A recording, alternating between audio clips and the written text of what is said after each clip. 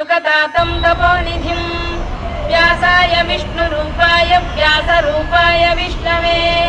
नमो वै ब्रह्मनिधये वासिष्ठाय नमो नमः अविकाराय शुद्धाय नित्याय परमात्मने सदैकरूपरूपाय विष्णवे सर्वजिष्णवे यस्य स्मरणमात्रेण जन्म संसारबन्धनात् विमुच्यते नमस्तस्मै विष्णवे प्रभविष्णवे ओं नमो विष्णवे प्रभविष्णवे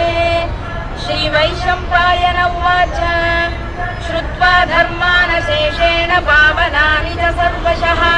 युधिष्ठिरः शान्तनवं पुनरेवाभ्यभाषत युधिष्ठिर उवाच किमेकं दैवतं लोके किं वाप्येकं परायणम् स्तुवन्तः कङ्कमर्चन्तं प्राप्नुयुर्माणवा शुभम् को धर्मः सर्वधर्म